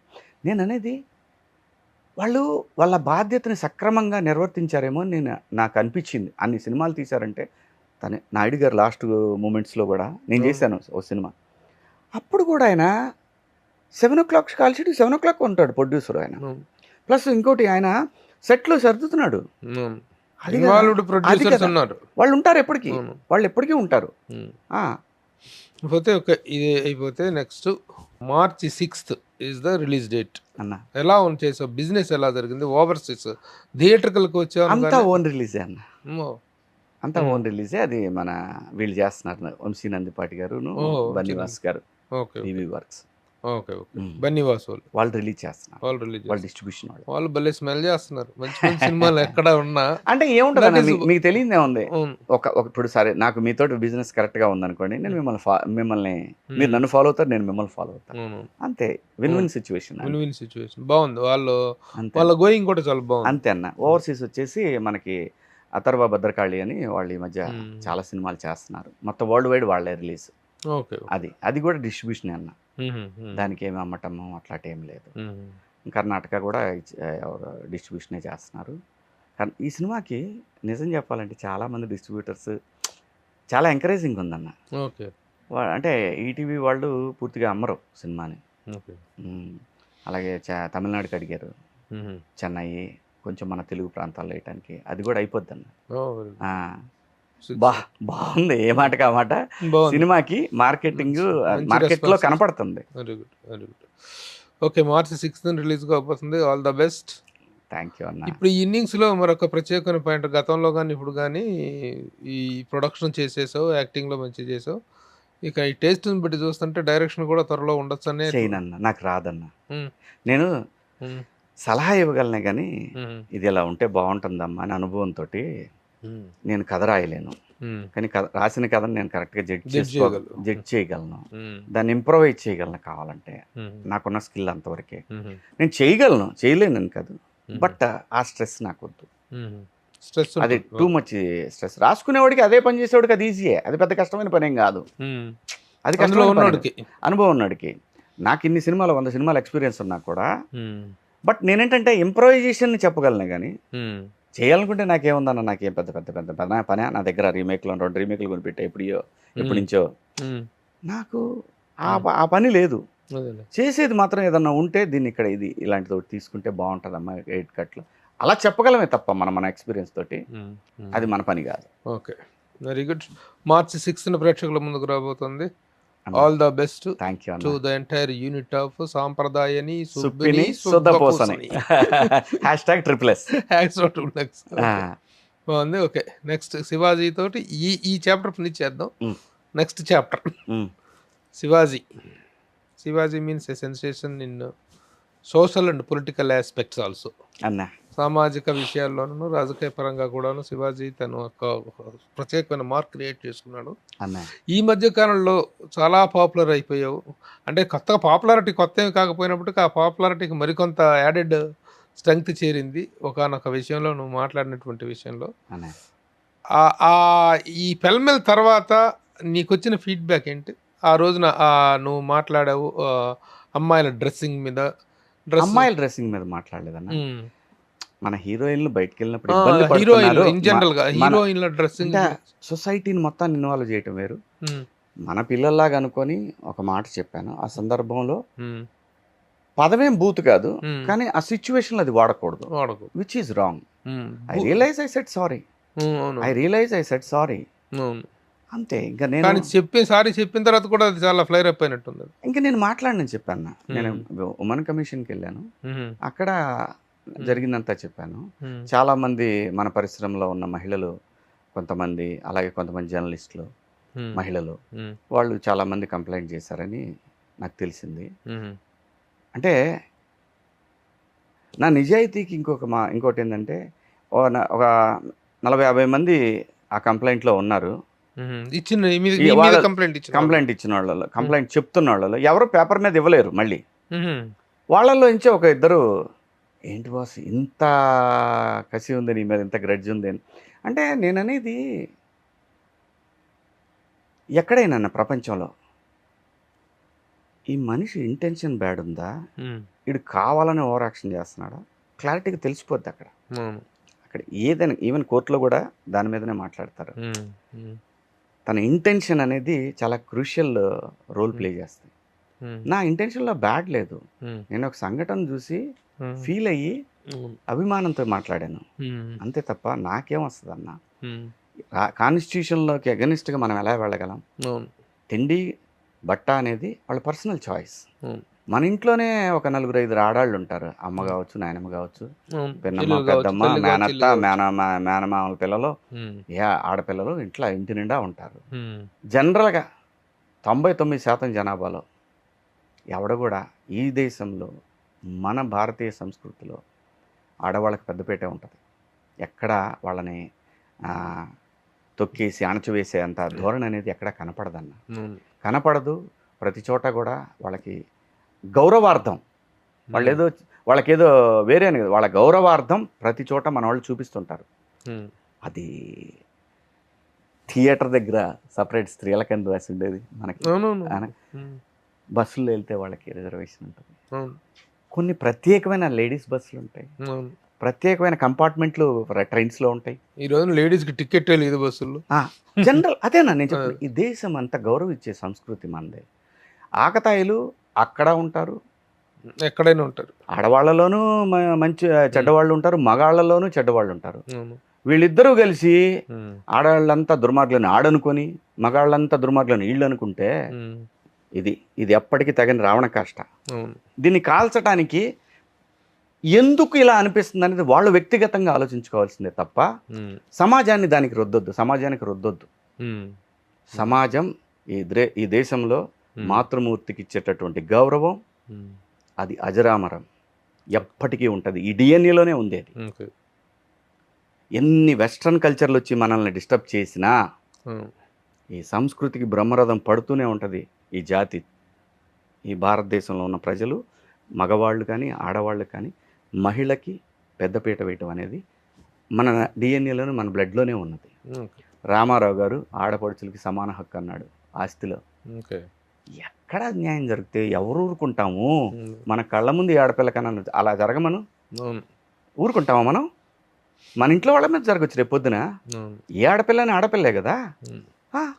సరే, ఇంతకీ మహిళా కమిషన్ అడిగిన దానికి ఇచ్చిన సంజాషికి వాళ్ళు సాటిస్ఫై అయ్యి ఏం చెప్పారు, ఏం జరిగింది అనేటువంటిది ఇంటర్నల్గా బయటకి ఏదో వచ్చింది కానీ అంటే అన్న మహిళా కమిషన్లో ఒక మంచి గుణం చూసాను నేను. మన వాదనే కాకుండా కాయిన్కి ఆపోజిట్ సైడ్ ఏముందో కూడా ఆవిడ మేడం గారు నాకు చాలా డీటెయిల్డ్గా వివరించారు. So I respect constitution. ఆ బాడీ కాన్స్టిట్యూషనల్ బాడీ, మనం రెస్పెక్ట్ చేయాలి. అందుకే వెళ్ళాను. ఆవిడ అడిగారు లాయర్ రాలేదా అని. "ఇది దేనికి మేడం నాకు లాయర్? నేను నేను నేను పొరపాటున దొరికిన 2 అన్పార్లమెంటరీ వర్డ్స్కి వాలంటరీగా నేనే సారీ చెప్పాను. ఇంక ఇందులో నేను లాయర్ని పెట్టుకునే చెప్పేదేముందండి నేను అని చెప్పాను. సో లేదండి, ఇదేమైందంటే మీలాంటి ఇన్ఫ్లుయెన్సర్స్ అలా మాట్లాడితే ఒకవేళ కొంతమందికి అర్థం కాక తప్పుగా తీసుకుంటే అన్సర్టనిటీ ఉంటుంది కదా, బాగోదు కదా అంటే ఐ యాక్సెప్ట్ మేడం, బట్ నేను చాలా కాన్షియస్గా ఉంటానండి అని చెప్పడం జరిగిందన్న. అంతే. అంతటితో బయటకు వచ్చిన తర్వాత కూడా మన మీడియా మిత్రులు కూడా ఇదే చెప్పాను, నేను ఇంతటితో ఈ విషయాన్ని క్లోజ్ చేశాను, నేను ఇంకా మాట్లాడను, ఇదన్నా జరిగింది. అసలు ఆ రోజున ఈ విషయంలో ఇమ్మీడియట్గా రియాక్ట్ అది చాలా పెద్ద మ్యాటర్ అవడానికి కారణకులైనటువంటి మహిళామణులు 2 ఉన్నారు. ఒకళ్ళు Anasuya and the other ladies Chinmayi. ఏంటి వాళ్ళ రియాక్షన్స్ ఏంటి? నాకు అసలు సంబంధమే లేదన్న వాళ్ళతో, నాకు వ్యక్తిగతంగా పరిచయం. వాళ్ళు రియాక్ట్ అయ్యారు. నేను అసలు వాళ్ళ కోణంలో అసలు చూడలేదు ఆ యాంగిల్ని. నాకేం సంబంధం వాళ్ళని అంటానికి, నాకేముంది రైట్? వాళ్ళు ఎవరో కూడా నాకు తెలియనప్పుడు వ్యక్తిగతంగా నాకేంటి వాళ్ళతోటి. సో నేను దాన్ని ఏంటంటే వాళ్ళు అన్నది కనుక నేను ఆపోజిట్లో పెడితే మళ్ళీ రచ్చ, వాళ్ళని కామెంట్స్తో వేధిస్తారు, ఇవన్నీ నాకు ఇష్టం లేదు. నేను అందుకే ఇంకా అంతటితో అక్కడితో ఆ విషయాన్ని వదిలేశానని చెప్పాను. ఏదైనా వాళ్ళ విఘ్నత, నాకు సంబంధం లేదన్న. మొత్తానికి అది మాత్రం సెన్సేషన్ అయిపోయింది. చాలామంది శివాజీ వాడిన పదాలు తప్పైతే కావచ్చు కానీ the sense and the content of Shivaji what he means is not bad అదే అనేటువంటిదే అన్ని చోట్ల కూడా స్ప్రెడ్ అయినటువంటి మ్యాటర్. అందరూ కూడా దాన్నే ఇది చేశారు. అంతే. ఆ 2 పదాలు స్లిప్ అవటమే. ఏదేమైనా కంగ్రాచులేషన్స్. ఎందుకంటే ఈ మధ్యకాలంలో మేము రెగ్యులర్గా మీడియాలో చాలామంది ప్రెస్ మీట్స్కి అటెండ్ అవుతున్నాం కదా, మీడియా అందరం కూడాను. మీడియాలో యాంకర్స్ కానీ హీరోయిన్లు కానీ చాలా పద్ధతిగా వస్తున్నారు. అది జరిగిన తర్వాత నిండుగా వస్తున్నారు, నిండుగా కప్పుకొని వస్తున్నారు. నాకు నిజాయితీగా నా ఆత్మ మీద చెప్తున్నాను, ఎవరు ఎలాగైనా బతికేయచ్చు అన్న. నేను అనేది సర్కమ్స్టాన్సెస్, మీ మర్యాదను, మీ గౌరవాన్ని పెంచుకునే విధంగా మగాడు, 2 ఆడవాళ్ళు, ఇద్దరికీ బాధ్యత ఉంది ఈ సొసైటీ మీద. ఇది మనం నెక్స్ట్ జనరేషన్ క్యారీ ఫార్వర్డ్ చేయాల్సింది. వెస్ట్రన్ ఇన్ఫ్లుయెన్సెస్ చాలా ఉంటాయి మన మీద, బట్ మనం వాటిని ఎంతవరకు తీసుకోవాలో అంతవరకే తీసుకోవాలి. కానీ వాటిని మగవాళ్ళు దాన్ని ఆదర్శంగా తీసుకోకూడదు, ఆడవాళ్ళు దానికి ఆదర్శంగా. మనకి ఎంతవరకు మన గౌరవాన్ని కాపాడుతా అంత ఎవడిష్టం వచ్చినట్టు వాళ్ళు చేసుకోవచ్చు, అదేం తప్పు లేదు. రిస్ట్రిక్ట్ చేసేవాడు వాడంత మూర్ఖుడు ఇంకెవడో ఉండడు నాకు తెలిసినంత వరకు. యాక్చువల్గా తమ్ముడు looking glamorous is different from looking obscene. కొంత ఏమైందంటే కనిపిస్తాం అనేటువంటిది ఆ తేడా తెలుసుకోవాలి. కొంత ఏమైందంటే అన్న, నాకు ఆలోచిస్తే నాకు అనిపించింది ఏంటంటే, ఏదో ఎక్కడో తెలియని కొన్ని బాధలు కొంతమంది మగాళ్ళని, కొంతమంది ఆడాళ్ళని ప్రొవోక్ చేస్తుంటాయి. ఏదో అన్యాయం జరిగిపోతుంది అని. అది మగవాళ్ళల్లోనూ ఉంది, ఇటు ఆడవాళ్ళలోనూ ఉంది. సో వీటన్నిటిని బ్యాలెన్స్ చేసుకొని ముందుకు పోయి రాబోయే తరాలకు మనం అందిస్తే ఇంకా మన పిల్లలు మన జనరేషన్స్ బాగుంటాయి. అంతే. రాజకీయాల పట్ల శివాజీకి ఉన్న అవగాహన, శివాజీ ఏర్పరచుకున్న అవగాహన చాలా మెచ్యూర్డ్గా అనిపిస్తుంటుంది. What is the present stand of Shivaji as far as politics are concerned? అంటే నేనేం గమనించుకునే ఉన్నాను, ఇది శృతి మించిన తప్పు అని అంటే మాత్రం ఖచ్చితంగా మాట్లాడతాను. సరే, ఈ ప్రభుత్వం వచ్చి ఒక 1.5 year అవుతుంది. సో కాబట్టి ప్రతి వాళ్ళకి సెటిల్ అవడానికి టైం పడుతుంది, ఎవరికైనా సరే. సో చిన్న చిన్న తెలిసి తెలియని ఒక లెస్ పర్సంటేజ్, ఒక 10-15% ఎమ్మెల్యేలు కన్ఫ్యూజ్ అవుతూ చేసే చిన్న చిన్న పొరపాట్లు, అంతే తప్ప అది రాష్ట్రానికి పెనుముప్పుగా తయారయ్యేటట్టయితే మాట్లాడతా అన్న. పెనుముప్పుగా తయారటం సంగతి ఏమో కానీ 1.5 year is not a less time. 6 నెలలు అంటారు సీట్లు సర్దుకోవడానికి మనుషులు ఒక పొజిషన్స్లో పరిస్థితుల పట్ల అవగాహన ఏర్పరచుకోవడానికి ఒక కొత్తగా ఏర్పడిన ప్రభుత్వానికి ఒక 6 నెలల టైం అనేది గ్రేస్ పీరియడ్ అంటారు. కానీ ఇప్పటికి 1.5 year అయిపోయి దాదాపు 2 years కావస్తుంది కూటమి ప్రభుత్వం ఏర్పడి. కానీ పూర్తి స్థాయి సంతృప్తికరమైనటువంటి అవుట్పుట్ వాళ్ళ దగ్గర నుంచి వస్తుందా, సంతృప్తికరమైనటువంటి రిజల్ట్ వస్తుందా, అడ్మినిస్ట్రేషన్ అనేది గాడిన పడిందా, గత 5 సంవత్సరాల కాలంలో జరిగినటువంటి వాటికి సరైనటువంటి రిప్లేస్మెంట్స్, సరైనటువంటి ఇది ఇవ్వగలుగుతున్నారా అనే విషయంలో వాట్ ఈజ్ యువర్ ఆన్సర్? అన్న ఇక్కడ ప్రభన్న ఇక్కడ 100% సాటిస్ఫాక్షన్ ఏ ప్రభుత్వం లేదు. దేశాన్నైనా రాష్ట్రాన్నైనా నడపాల్సిన నాయకుడు గనక కరెక్ట్ దారిలో వెళ్తుంటే ఒకవేళ ఎక్కడన్నా అక్కడక్కడ గాడి తప్పినవి ఉన్నా కూడా సెట్ చేయగల సమర్థత ఉన్న నాయకుడు. ఆ విషయంలో ఖచ్చితంగా కూటమి ప్రభుత్వం ఆ దిశలో ప్రయాణం చేస్తుందని నాకు అనిపించింది. ఇక అక్కడక్కడ పొరపాట్లు ఈ దేశంలోనే కదా అమెరికాలో కూడా జరుగుతూ ఉంటాయి. అగెన్స్ట్ కాన్స్టిట్యూషన్ జరుగుతుంటాయి, అగెన్స్ట్ రూల్స్కి పోతూ ఉంటారు. నేచర్ తన ఓన్ కోర్స్ తను చూపిస్తుందని బలంగా నమ్మే మనిషిని నేను. బట్ 100% సాటిస్ఫాక్షన్ ఎక్కడ రాదన్నా. 100% సాటిస్ఫాక్షన్ రావాలంటారు. ఇప్పుడు అడ్మినిస్ట్రేషన్ అన్నారు కదా మీరు, గాడిలో పడింది అన్న. అడ్మినిస్ట్రేషన్ మాత్రం గాడిలో పడింది పక్కాగా. ఇక్కడ ఏంటంటే అన్న, ఏ ప్రభుత్వం ఉన్నా ఏంటంటే ఒక వ్యవస్థలో లోపాలని మనము కామన్గా గమనించవచ్చు. పోలీస్ డిపార్ట్మెంట్లో వాళ్ళకుండే ప్రెషరు ఈ భూమి మీద ఏ డిపార్ట్మెంట్కి ఉండదు. But they try their level best అన్న. 100% అందులో సందేహం లేదు. ఒకవేళ అవతల వాళ్ళు చెప్పింది వినాల్సి వచ్చినా కానీ వాళ్ళు చాలా తెలివిగా పనిచేసుకుంటా పోతుంటారన్న. ఏ ప్రభుత్వంలో అయినా సరే అప్పుడప్పుడు కొంతమంది బలవుతుంటారన్న దానికి. కానీ నిజంగా మాట్లాడుకోవాల్సిన సబ్జెక్ట్ కూడా అది. ఇప్పుడు జగన్ ముఖ్యమంత్రిగా ఉన్న టైంలో, వైఎస్ఆర్సీపీ అధికారం ఉన్న టైంలో ఏ పోలీసులు అయితే ఓవర్ యాక్షన్ చేశారో అనేటువంటిది వాళ్ళ మీద ప్రెజర్ తీసుకుని వాళ్ళని సైడ్ ట్రాక్లో పెట్టేసేసి లూప్ లైన్లో పెట్టేసి చేస్తున్నారు. కానీ పోలీస్ యంత్రాంగం పట్ల ఆ పర్టికులర్ విషయంలో ఒక సానుభూతి అనేటువంటిది అవసరం. ఎందుకంటే ఏ పార్టీ అధికారంలో ఉంటే ఆ పార్టీ తరపు ఇన్ఫ్లుయెన్స్కి ఖచ్చితంగాను తప్పనిసరి పరిస్థితుల్లో తలవగ్గాల్సి వస్తుంది. ఆ పరిస్థితులు కల్పిస్తుంది ఈ రాజకీయ నాయకులు. ఈ రోజున తెలుగుదేశం పార్టీ వచ్చినా సరే వాళ్ళ డ్యూటీ వాళ్ళు చేస్తున్నారు. కానీ చాలా మంది ఆఫీసర్స్ని జగన్ ప్రభుత్వంలో ఉన్నప్పుడు ఉన్నటువంటి వాళ్ళని ఇప్పుడు వీళ్ళు లూప్ లైన్లో పెట్టి పోలీసు డిపార్ట్మెంట్ తాలూకు ఆ నిస్సహాయతని అర్థం చేసుకోకుండా ఇప్పటికీ పోస్టింగ్లు ఇవ్వకుండా వాళ్ళని ఏడిపిస్తున్నారు అన్న, వాళ్ళని ఇది చేస్తున్నారు అనేటువంటి దానికి వాట్ ఈజ్ యువర్ అబ్జర్వేషన్? అన్న నేను అబ్జర్వ్ చేసిందంటే వేళ్ల మీద లెక్క పెట్టగలిగినంత మందిని మాత్రమే మీరు చెప్పిన ఆ లైన్లో ఉన్నారు. వాళ్ళ మీద డిపార్ట్మెంటల్ ఎంక్వైరీలు నడుస్తూ ఉంటాయి. ఒకవేళ వాళ్ళు ఇది అన్యాయం అని చెప్పి కోర్టుకు వెళ్ళిన వాళ్ళు మళ్ళీ పోస్టులు తెచ్చుకున్న సందర్భాలు కూడా ఈ 2 సంవత్సరాల్లో జరిగినాయి. సో కాబట్టి అప్పుడున్నంత ఆ వ్యతిరేకత ఏదైతే 40 మంది డిఎస్పీలు కమ్మోళ్ళు ఉన్నారని, ఇలా ఆఫీసర్ని సిఐల్ని వాళ్ళని లూప్ లైన్లో పెట్టడము, శాలరీస్ కూడా రాకపోవటము, సో ఇలాంటి పరిస్థితులు అయితే ఈ ప్రభుత్వంలో కనపట్లేదన్న. అది ఐఎమ్ షూర్. అలాగే చాలామంది కార్యకర్తల్లో కూడా గత ప్రభుత్వంలో ఉన్న ఆఫీసర్లు మీరు ఎందుకు కంటిన్యూ చేస్తున్నారని, ఇదేంటంటేనా కార్యకర్తల మధ్య అటు ఆ పార్టీ కానీ ఈ పార్టీ కానీ కొంత ప్రభుత్వ నాయకత్వం ఒత్తిడికి గురవుతూ ఉంటుంది. ఈ ఒత్తిడిని భరిస్తూనే రూల్ బుక్ని ఫాలో అవుతూ పోతా ఉన్నాడు నాయకుడు. ఇదైతే గమనించాను. కొన్ని సందర్భాల్లో మాత్రం రాజు అనేవాడు మొండిగా ఉండాల్సిందే. ఆ లోపం కూడా నేను గమనించాను బాబు గారిలో. కొన్ని సందర్భాల్లో కొన్ని చర్యలు ఖచ్చితంగా తీసుకోవాలా. ఏ విషయాల్లో, ఏ కేసుల విషయంలో ఆయన అంత సమర్థవంతంగా వ్యవహరించలేదని మీరు అనుకుంటున్నారు?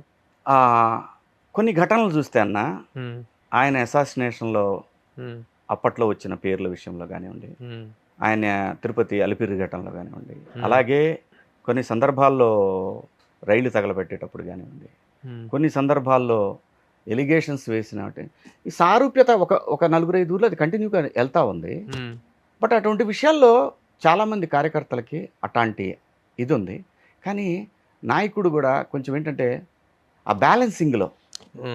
బ్యాలెన్సింగ్లో ఏంటంటే రూల్ బుక్ని పాటించాలి, దీనికి సరైన న్యాయం జరగాలి. ఈ రెండింటి మధ్య నలిగిపోతూ ఉంటాడు నాయకుడు. అదేంటంటే సహజంగా చూసేవాళ్ళకి ఏంటంటే ఈయన ఇంతనబ్బా అన్నట్టు ఈ నాయకుడి మీద ఉంటుంది. అవతల ఆ నాయకుడి మీద ఏంటి అసలు కూర్చొని అసలు మొత్తం అసలు డిస్కస్ చేయడేంటనే బాధ ఆ కార్యకర్తల్లోనే ఉంటుంది.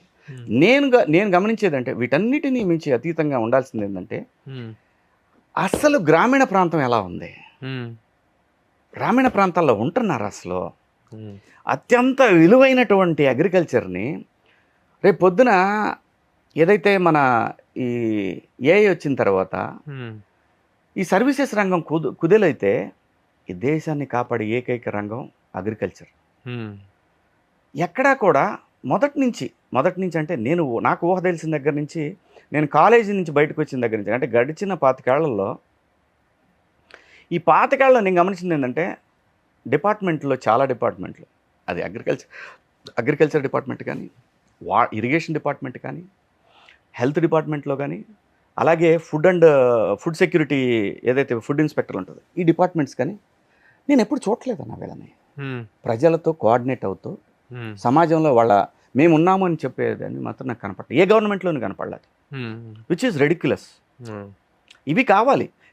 ఇక్కడ మనకి ఏవైతే మనకు ప్రాజెక్టులు వస్తున్నాయి, చాలా పెద్ద పెద్ద అభివృద్ధి కార్యక్రమాలు జరుగుతున్నాయి, కానీ వీటికి అండర్ కరెంట్గా జరుగుతున్న అవినీతి మీద ఖచ్చితంగా ఫోకస్ చేయాల్సిన అవసరం ఈ ముఖ్యమంత్రి గారికి ఉంది, రేపు రాబోయే ముఖ్యమంత్రుల మీద ఉంటుంది, గతంలో గడిచిన ముఖ్యమంత్రి మీద. దీంట్లో ఎక్కడో లోపం మాత్రం ఖచ్చితంగా కనిపిస్తుంది ప్రతి ముఖ్యమంత్రి దగ్గర నుంచి. ఇది సరిదిద్దుకోవాల్సిన అవసరం ఎంతైనా ఉందన్న. ఏదేమైనా ఈ 1.5 ఇయర్లో కూటమి ప్రభుత్వం దగ్గర నుంచి వస్తున్నటువంటి ప్రభుత్వం మీద వస్తున్నటువంటి విమర్శలు అనేటువంటివి వస్తున్నాయి, చాలా విషయాలు వస్తున్నాయి. గతంలో అద్భుతాలు ఏవో జరుగుతాయని ఆశించారు, నేను చెప్తున్నాను అద్భుతాలు ఏవో జరుగుతాయని ఆశించారు. ఎలా జరుగుతాయి? ఇప్పుడు అమరావతి విషయంలో, అమరావతి దగ్గర ఉన్న అమరావతిని డెవలప్ చేయడానికి అవసరమైనటువంటి చర్యలు ఇమీడియట్ గా తీసుకుంటున్నారు, అంతవరకు ఓకే. కానీ మీరే వేస్తున్నారు ప్రతి గంటకే వేస్తుంటాడు ఆయన. అవునవును. రెండవసారి మళ్ళీ భూసేకరణ 50,000 ఎకరాల భూసేకరణ అనేటువంటిది అవసరం, దాని వల్ల రియల్ ఎస్టేట్ కుదేలైంది అనేటువంటిది అక్కడ మొత్తం దెబ్బతిన్నది. అమరావతి భావితరాల కోసం కానీ రియల్ ఎస్టేట్ ఆపర్సుల కోసం కాదన్న. అక్కడ రైతులు ఇచ్చింది వాళ్ళ బిడ్డల భవిష్యత్తు కోసం, ఆంధ్రప్రదేశ్ భవిష్యత్తు కోసం. ఎందుకు అవసరం అంటే ఈ సమీకరణ అనేది, భూ సమీకరణ అనేది, అంటే ఇంతకుముందు ఇచ్చిన పద్ధతిలోనే భూమిని తీసుకోవటం రైతుల దగ్గర నుంచి. ఎందుకనంటే అన్న, మీరు కొత్త సిటీలు ఈ దేశంలో నయా రాయ్పూరును ప్లస్ అది చండీగఢ్, మనం చూస్తున్నప్పుడు నేను చిన్నతనంలో మొదలైన చండీగఢ్, ఈ రెండింటికి ఒక సారూప్యత ఏంటంటే, ఒకటేంటంటే చండీగఢ్ లోపం ఏంటంటే ఇన్ఫ్రాస్ట్రక్చర్ లేదు అక్కడ. ఇన్ఫ్రాస్ట్రక్చర్ అంటే ఏంటన్నా, రోడ్స్ కరెక్ట్గా, అలాగే ఫ్యూచర్ రోడ్స్, ఇప్పుడు రోడ్స్ కాదు, ఫ్యూచర్ రోడ్స్, అలాగే మన ఎయిర్పోర్టు. ఇంత పెద్ద క్యాపిటల్ సిటీకి ఒక ఎయిర్పోర్ట్ క్యాపిటల్ సిటీలో లేకపోతే ఇంటర్నేషనల్ కనెక్టివిటీ. ఇప్పుడు మీకు ఎగ్జాంపుల్, నేను ఎన్నో రోజుల నుంచి మొత్తుకుంటున్నది ఇది జనంతో ప్లస్ రాజకీయ నాయకులతోటి. బాస్, ఇవాళ దుబాయ్ మళ్ళీ ప్రపంచాన్ని ఒకసారి ఆలోచించుకోమని చెప్తుంది. ఒక చిన్న యుద్ధం వస్తే దుబాయ్ అల్లాడిపోతుంది. దుబాయ్కి ఆల్టర్నేట్ అయ్యే పరిస్థితి ఈ దేశంలో ఉన్న ఒకే ఒక సిటీ అమరావతి. అటు సౌత్ ఈస్ట్ ఏషియాకి కానివ్వండి, ఇటు వెస్ట్రన్ కంట్రీస్కి వెళ్ళటానికి కానివ్వండి, మిడిల్ ఈస్ట్కి వెళ్ళటానికి కానివ్వండి, అమరావతి పెద్ద హబ్ అయ్యే అవకాశం ఉంది విత్ ఏవియేషన్. ఎందుకంటే ఈ దేశంలో వాటిని ఏమంటారంటే దాన్ని ఆ భాషలో చెప్పాలంటే, మన భాషలో మాట్లాడుకుంటే సర్వీసింగ్ సెంటర్. ఓ ఫ్లైట్ ఒక 16 hours 14 hours ట్రావెల్ చేసి 15 hours ట్రావెల్ చేసి వచ్చిన ఫ్లైట్, దానికి సర్వీసింగ్ చేయాల్సిన పరిస్థితులు ఉంటాయి, రిపేర్లు వచ్చినవి ఉంటాయి, చిన్నవి ఉంటాయి. వీటన్నిటికి కూడా సెంటర్ ఏర్పాటు చేయాలనేది ఇప్పుడు చెప్పలేదు ఆయన, అప్పుడెప్పుడు 2014లో చెప్పినటువంటి అంశాన్ని నేను గుర్తు చేస్తున్నా ఇప్పుడు. సో ఖచ్చితంగా అక్కడ ఎయిర్పోర్ట్ కావాలి, స్పోర్ట్స్ సిటీలు కావాలి.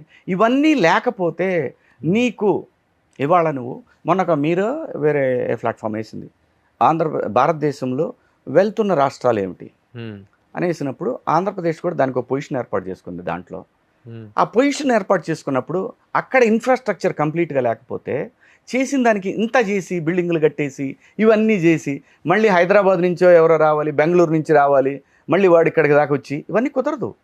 డైరెక్ట్ కనెక్టివిటీ 100% అన్న. ప్లస్ ఇంకోటి కూడా నేను నిజాయితీగా చెప్తున్నాను, ఇక్కడ 3 పంటలు పండే భూములు ఏమి లేవు ఈ సమీకరణలో. నాకు బాగా తెలుసు, నేను ఆ ప్రాంతం వాడిని కాబట్టి నాకు బాగా తెలుసు. మనకి ఒక 20-30 గ్రామాలు మాత్రమే బ్రహ్మాండంగా పండేటటువంటి భూములు గత సమీకరణలో ల్యాండ్ పూలింగ్లో జరిగినటువంటి వాటిలో ఒక 15-20 మాత్రమే గ్రామాలు మాత్రమే అది కూడా కొన్ని వేల సంవత్సరాల నుంచి కృష్ణానది పరివాహక ప్రాంతం కావటం వల్ల బ్రహ్మాండంగా పండుతాయి. నువ్వు ఆ ఏరియాలో ఇల్లు కట్టుకుని మొక్కలు వేసుకున్నా కూడా నువ్వు ఆ మొక్కల మీద బతికేయచ్చు. అలాంటిది ఉంది. కానీ డ్యాములు కట్టినా ఇలాంటి సిటీలు కట్టినా త్యాగాలు చేయాలి, తప్పదు. ఇది భావి తరాల కోసం చేసేది పనులన్నీ కూడా. సో ఆ సమీకరణలో ఎటువంటి అన్యాయమూ లేదు. రైతులకి మేలు జరుగుద్దే తప్ప ఏం కాదు.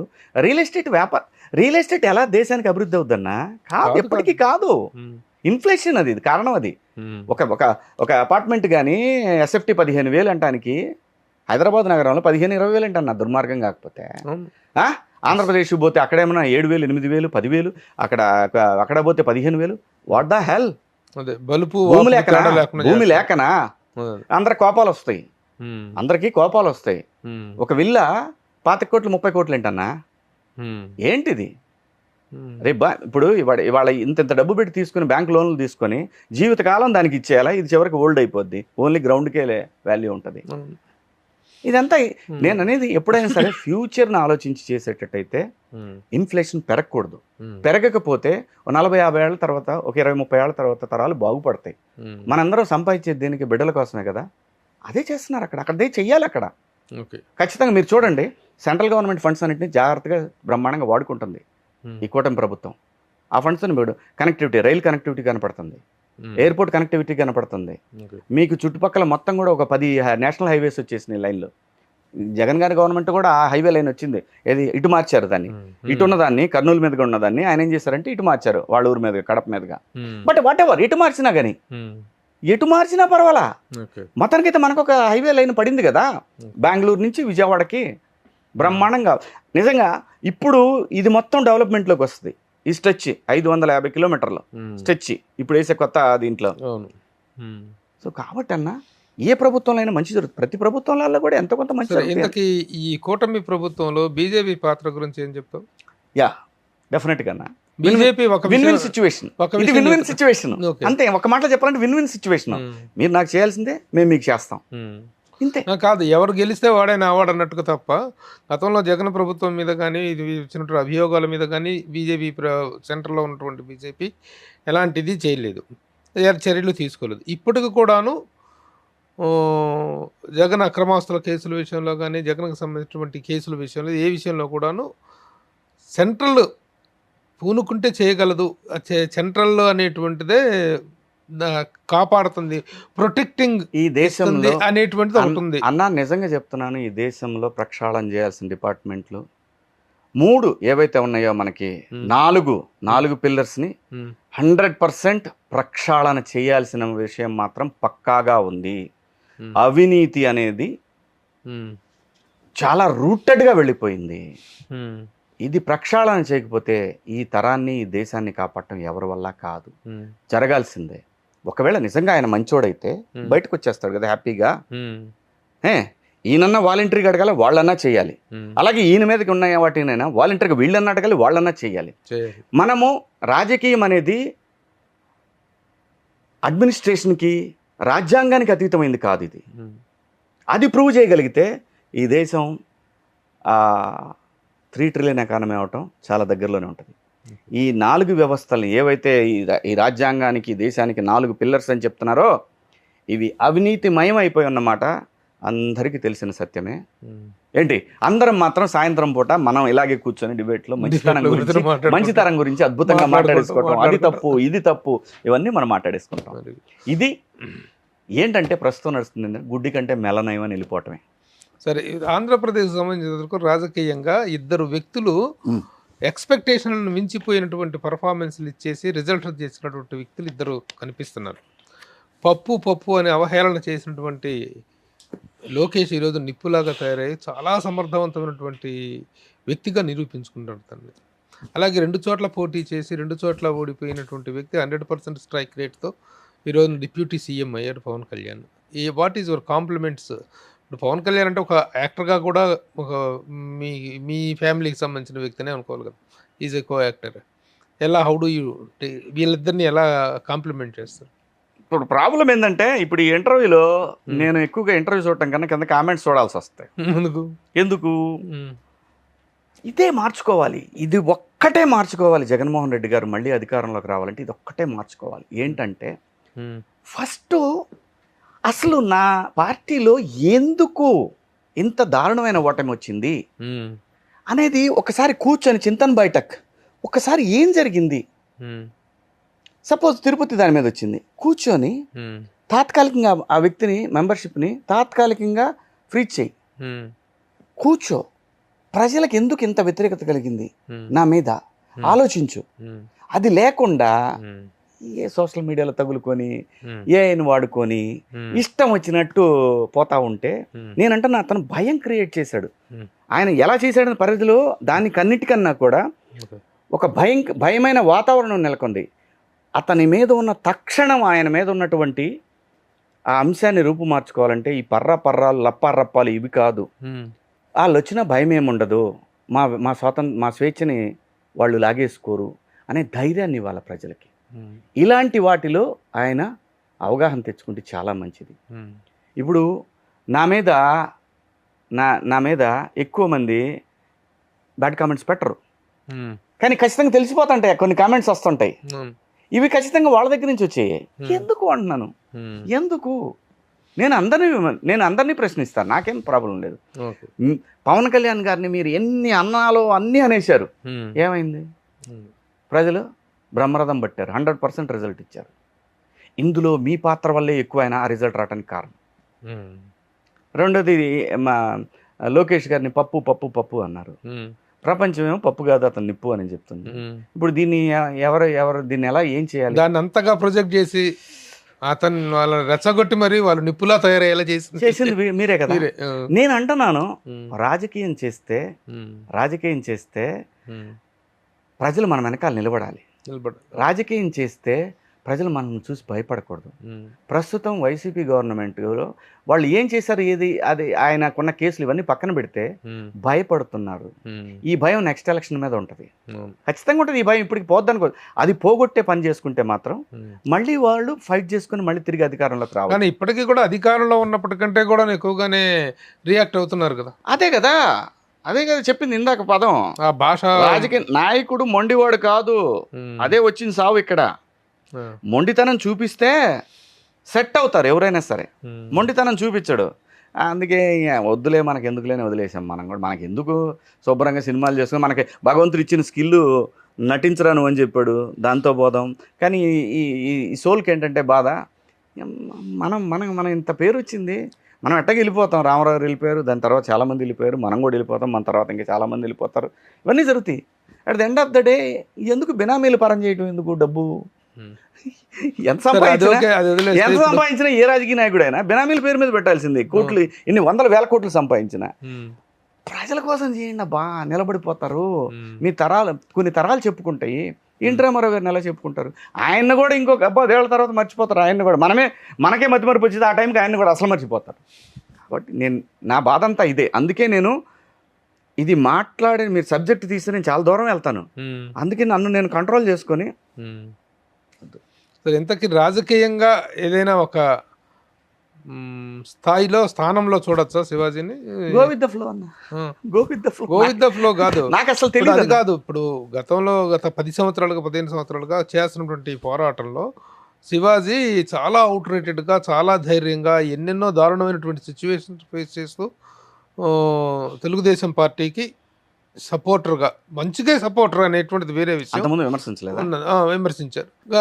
ఏదైనా ఇప్పుడు నీలో ఉన్నటువంటి హానెస్టీని గౌరవించి ఏదైనా ఆఫర్ నీకు వచ్చే అవకాశం ఉందా, లేదా ఆఫర్ తీసుకునే అవకాశం? నేను ఆలోచించనన్నా, గౌరవం అనేది రావాల్సిందే తప్ప. యాక్చువల్ గా బయట అనుకోవటం, ఇంతగా తను విశ్లేషణాత్మకంగా మాట్లాడుతున్నాడు, ఇంతగా కన్సర్న్డ్ గా ఫీల్ అవుతున్నాడు.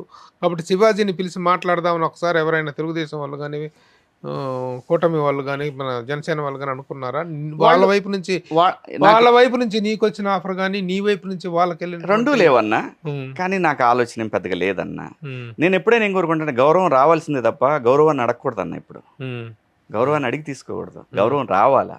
కానీ నాకు వాటన్నిటికన్నా ముఖ్యం కూడా నన్ను చాలా బాధపడుతున్న విషయం ఏంటంటే, పల్లె చాలా ఇబ్బందుల్లో ఉంది వాళ్ళ. బెల్ట్ షాపులు విపరీతం అయిపోయినాయి. ఏ పార్టీ వచ్చినా నాయకులు ఖచ్చితంగా రెండింటినీ వాడుతున్నారు. ఇందులో ఏమీ ఎవరికి మొహమాటాలు లేవు. ఏది అబద్ధం కాదు, రెండు నిజాలే. నేను అనేది నాకు నన్ను బాదర్ చేస్తున్న అంశం పల్లె. ఎందుకంటే పల్లెలో ఈ రోజున ఎక్కడ పోయినా కూడా పొద్దున్నే మొదలు పెడితే తాగి పడేస్తూ ఉన్నారు. ఎవరన్నా పోయినా గౌరవం లేదు, మాట్లాడటం లేదు. ఇదే పరిస్థితి. ఏ బజారుకి పోయినా ఇదే పరిస్థితి ఉంది. పనిచేసేవాళ్ళు లేరు, మొత్తం పొలవమని సిటీలకు వెళ్ళిపోతున్నారు. అక్కడ పనిచేసేవాడు ఎవడు లేనప్పుడు ఉచితాలు ఎక్కువైపోయినాయి. నా ఉద్దేశంలో నేను రిక్వెస్ట్ చేసింది ఏంటంటే, అక్కడ పరిశ్రమ గురించి కూడా అడిగాను. నేను లోకేష్ గారిని అక్కడ పరిశ్రమ గురించి కూడా అడిగాను. నేను అనేది ప్రతి చోట కూడా పరిశ్రమ ఉండాలి. మన జనరేషన్కి వెళ్ళిపోద్ది అన్న, మనకేం కాదు, మనల్ని వీళ్ళు బంగారంలా చూసుకుంటున్నారు, దీంట్లో ఏమనమానలేదు. నేను అంటున్నాను ఎప్పుడు కూడా అక్కడ కూడా ఒకటి ఉంటే అక్కడ కూడా టాలెంట్, కళలు బతకాలి కదన్నా, అక్కడ కూడా ఒక టాలెంట్ ఉంటుంది. వాళ్ళు కూడా ఆ ప్రాంత ప్రజలకు కూడా ఒక అవకాశం ఇవ్వాలి. ఈ తరం నాయకులు కనుక ఇవ్వకపోతే ఈ తరాన్ని మాత్రం వాళ్ళు ఎప్పటికీ క్షమించలేరు. ఆ విషయాలు అడుగుతాను తప్ప పోతే నేను మరి సార్ పోయావా, కలిసావా? అయిన తర్వాత నేను ఆ చిన్నాయన్ని 3 సార్లు కలిశాను. గెలిచిన తర్వాత నేను కేవలం నేను ఏదైనా సమస్య గురించి మాట్లాడటానికి వెళ్తాను తప్పితే నా గురించి మాట్లాడుకోవడానికి నేను ఎప్పుడు లోకేష్ ను ముఖ్యమంత్రిని చేయడం కోసమే చంద్రబాబు నాయుడు గారి ఎజెండా ఉంది. త్వరలో ఆయన ఈ పీరియడ్ లోనే ముఖ్యమంత్రిగా తనను నామినేట్ చేసే అవకాశం ఉందనేటువంటిది వైసీపీ వాళ్ళు చేస్తున్నటువంటి ప్రచారం. ఇందులో ఉన్న వాస్తవాలు ఏంటి, ఇందులో ఉన్నటువంటి పాసిబిలిటీస్ ఏంటి? Lokesh also result to be frank, he is also proof himself with very strong content and commitment. ప్రజల గౌరవాన్ని, ప్రజల మెప్పును పొందితే ఎవరైనా అవ్వచ్చు అన్న సీఎం. దానికి ఏముంది, పవన్ గారు అవ్వచ్చు, లోకేష్ బాబు అవ్వచ్చు. జనసేనలో కూటమిలో కొత్తలు, కూటమిలో లోకలొకలు అనేటువంటిది కూడా ఇవన్నీ యూట్యూబ్ న్యూస్లే. వాళ్ళ సఖ్యత మధ్య నీ అభిప్రాయం ఏంటి? దే ఆర్ ఫైన్ అన్న, వాళ్ళు చాలా హ్యాపీగా ఉన్నారు, వాళ్ళు సంసారం బాగా చేసుకుంటున్నారు. మనకెందుకు మధ్యలో గోల? ఎప్పుడు కూడా దాంట్లో ఏలు పెడితే ఏమైంది, మనకే బొక్కడిద్ది. సరే, ముద్రగడ లాంటి వాళ్ళు వచ్చేసి కాపు కమ్మ అనే నా సినిమా నేను ప్రచారం చేసుకుంటున్నా. నా సినిమా నువ్వు చేయట్లేదు కదా, నా సినిమా నువ్వు చేయట్లేదు కాదు. కాపు కమ్మ విభేదాలు సృష్టిస్తున్నారు, కాపుల్ని తొక్కేస్తున్నారు. అది నాకు కాపుల ఆత్మగౌరవాన్ని పవన్ కళ్యాణ్ కమ్మ వాళ్ళ దగ్గర తాకట్టు పెట్టాడు అనేటువంటి విమర్శలకి as an observer, political observer అన్నా, ఇక్కడ అల్టిమేట్ గా ప్రజలదన్నా, ఏ కమ్యూనిటీ అయినా ప్రజలే, వీళ్ళందరూ కూడా ఒక ప్రజలు, ఒక ప్రాంతంలో నివసించే ప్రజలు. ఏది మంచి ఏది చెడు అని నిర్ణయించుకోలేనంత పరిస్థితులు ఎవరూ లేరు. ఎవరు గొడ్డలు దించుకున్నా, అది నేను దించుకున్నా, లేదంటే ఇంకొకళ్ళు ఎవరైనా దించుకున్నా, గొడ్డలు దించుకున్నా, అక్కడ యూట్యూబ్ కంటెంట్ కోసం ఉపయోగపడిద్దే తప్ప ప్రజల దగ్గర నుంచి పొందాల్సినటువంటి గౌరవం నాయకులుగా మనం చేసే పనిని బట్టి వాళ్ళు గౌరవిస్తారు తప్ప, మనం ఏదన్నా కార్డులు తీసుకొని పోతే ఆ కార్డులకి వాళ్ళు నిలబడేటట్టయితే ఏంటి, ఈ సమాజం ఇంకా లోపలికి పడిపోద్ది. హోదా పదవి లేనటువంటి రాజకీయ ప్రస్థానాన్ని కలిగినటువంటి ఏకైక వ్యక్తి ఈ రోజున శివాజీ. ఈ ప్రస్థానం ఎంతకాలం కొనసాగుతుంది? నేను బతుకున్నంతకాలం చేస్తాను, నాకేం ప్రాబ్లం లేదు. ఎందుకంటే నాకు ఇంత గౌరవాన్ని ఇచ్చింది, ఇంత రెస్పెక్ట్ని ఇచ్చింది ఈ సినిమా. సో అటువంటప్పుడు ఈ సినిమా అంటే ప్రజల ద్వారా వచ్చింది. సో ప్రజల కోసం నేను బతుకున్నంతకాలం మాట్లాడాలి. సినిమాల్లో అయితే శివాజీ అంటే హీరో అనేటువంటి ఒక హోదా ఉంది, రాజకీయాల్లో ఏముంది అంటున్నా? రాజకీయాల్లో శివాజీ ఒక సమాజంలో పౌరుడన్నా. పౌరుడు అనేటువంటిది పవర్ఫుల్ అంతే కదా. Common man. Very good. వేసారు తమ్మునేలు ఇచ్చా అన్నావు. మీ తమ్ములైనతో కూడా వస్తుందా? మీరేదో తమ్ములైన అరాచకం అన్నా, మీరేదో దాని మీద రియాక్ట్ అవుతారు, తిడతారు. నేను ఎందుకు అవుతాను? నేను అవును, చచ్చిన అవును, ఏదో వేసుకున్నాడు బాబా. మరి అంటే నేను అనేదన్నా, మరి ఇవాళ రేపు ఎలా ఉందంటే అన్న, యూట్యూబ్ యాంకర్లు వీళ్ళందరూ కొంతమంది, అందరూ నేను కొంతమంది ఏంటంటే, నేను వీళ్ళకంటే నీకంటే చాలా తెలివైన, నిన్ను చూడు ఎలా తొక్కేస్తాను ఈ ఇంటర్వ్యూలో అనే పంతా ఒకటి ఉంది చూసావా, అక్కడ బాధ వేస్తాను. అందుకే ఎవరు పెద్దగా ఇంట్రెస్ట్ చూపిట్లా ఇంటర్వ్యూ ఇవ్వటానికి, అన్లెస్ వాళ్ళు జర్నలిస్టులు లైక్ యూ, లైక్ నిన్న మనం చేసిన అందరు జర్నలిస్టులు కానీ, మిగతా వాళ్ళు ఏంటంటే ఇలాంటి ఒక ఆలోచన అనుకుంటున్నారు నీ గురించి అని ఒక నెగిటివ్ క్వశ్చన్ వేసేస్తే ప్రోపగండా ఇలాంటిది క్రియేట్ చేసి మాట్లాడుతూ ఉంటారు. ఎప్పుడో రోజు ఎదురు దెబ్బ తగులుద్ది, అప్పుడు ఏం చేస్తావు? కానీ చాలా మేము కూడాను మీడియా పరంగా చాలా విషయాల్లో ఇబ్బందులు పడుతున్న సందర్భాలు, అంటే కంప్లైంట్స్ ఈ విషయంలో తెలిసి తెలియని మేము వచ్చి బిళ్ళలేసుకుంటారు మెళ్ళ, మేము జర్నలిస్ట్ అని. తమ్లైన్ అనేటువంటిది సాధారణంగా ఇంటర్వ్యూ చేసే రిపోర్టర్ చేతిలో కూడా ఉండదు. అది ఎస్ఈఓ చేసేటువంటి లోపల ఎస్ఈఓలు చేస్తారు. ఏదేమైనా very happy your innings. Second innings అన్నా థర్డ్ ఇన్నింగ్స్ అనా ఏదోటన్నా go with the flow. But as an యాక్టర్గా, యాజ్ ఎ ప్రొడ్యూసర్గా, ముఖ్యంగా యాక్టర్గా ఫైర్ బ్రాండ్ క్యారెక్టర్స్ చేస్తున్నాం అబ్బా. థ్యాంక్ యూ అన్న. రియల్లీ ఫ్యూచర్లో మాత్రం ఒక క్యారెక్టర్ యాక్టర్గా you're going to fill up a very big blank. Thank you అన్న. ఫిల్ అప్ చేయబోతున్నాం. All the best. Thank you అన్న. మార్చి 6వ తారీఖున రాబోతున్నటువంటి సాంప్రదాయని సుబ్బిని సుద్దపోసని బాగుంది. ఎస్ పెద్ద సక్సెస్ కావాలని ఆశిస్తూ all the best. Thank you అన్న. బాయ్, నమస్తే. థ్యాంక్ యూ అన్న.